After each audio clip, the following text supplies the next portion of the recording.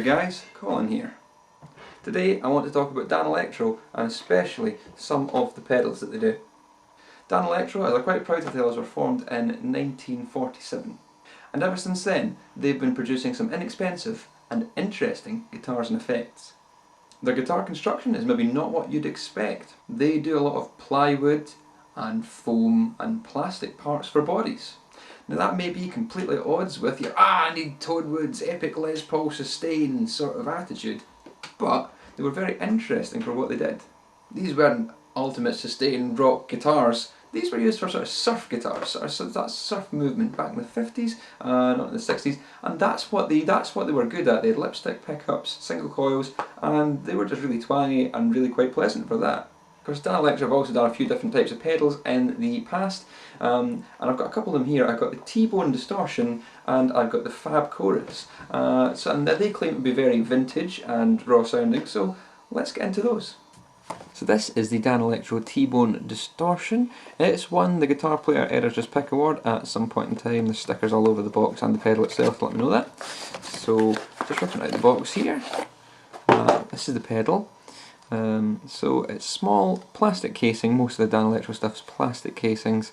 It's got input-output power socket, plus it runs off a 9-volt battery, and it's also got this big plastic sheath over it to protect the little fragile silver knobs there from any damage when you put your foot on it. It's got a level and distortion control. That's pretty much all it's got, and the stomp foot switch. This one is the Fab Chorus. I didn't have a chorus pedal before, so I decided to go and have this one. And it's got a little sticker here that I'll peel back and get into. Comes in a lovely little Danelectro Fab bag here. So that's the pedal. Again, standard foot switch, LED, in-out power, and we've got depth, speed and mix controls on the back. Again, plastic casing, but they're fairly robust. They're not cheap plastic in any sense. It's nice, thick, sturdy stuff, so it should still hold up to some abuse of being stomped on.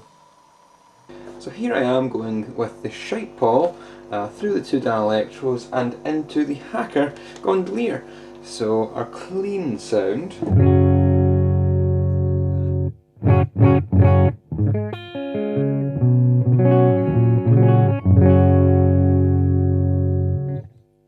Now let's see what happens if we put some chorus on there.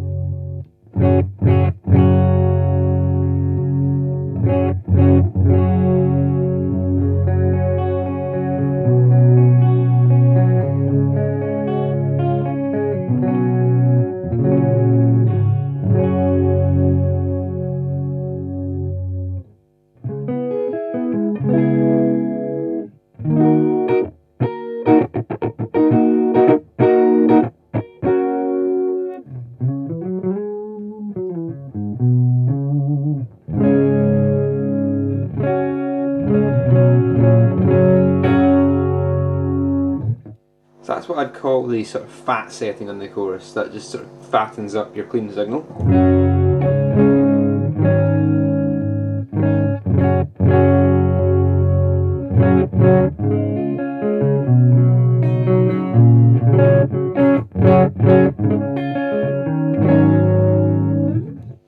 That sort of level, the effect isn't really doing anything unusual, it's just fattening up the sound, it's just making it sound that bit bigger and that bit fuller.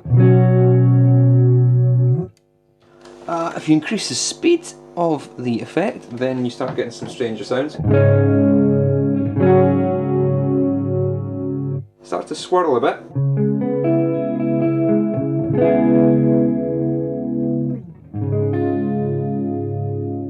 And you really notice there's effect there.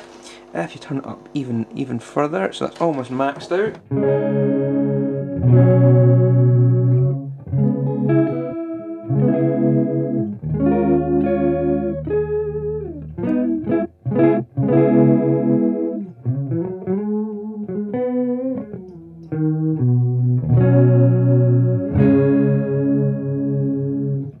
rate, that sort of thing. The depth control just controls how deep the control goes, how extreme it sort of is.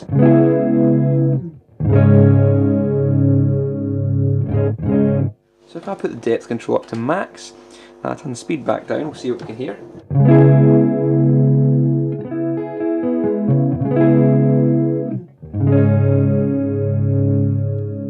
And we'll increase the speed.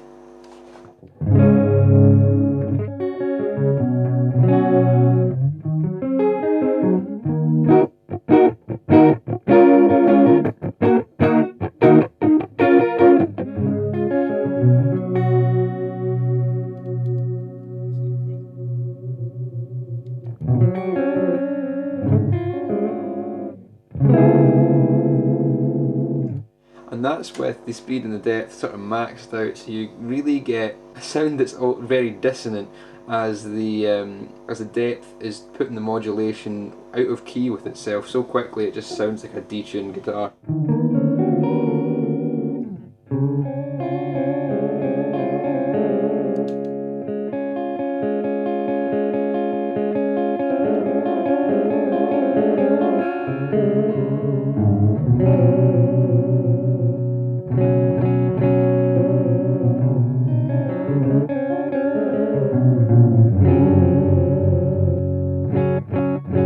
So that's quite a disturbing setting that maybe maxing them out isn't the best idea for the use of these pedals. Let's have a look at the distortion now. So again, there's a clean signal.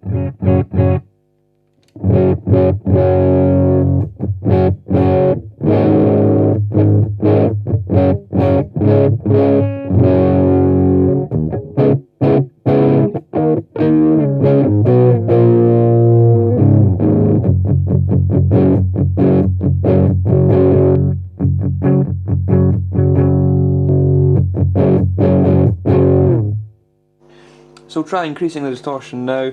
We'll put it up to just over halfway. Was around about 4 before, and now it's more like 6 or 7. So.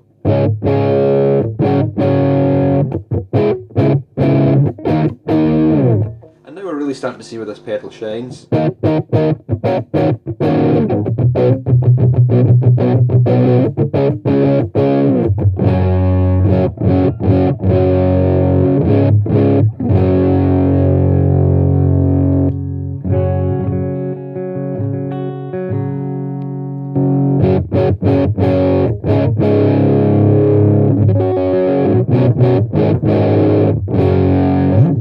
Let's try maxing that out to see how much gain we've got here.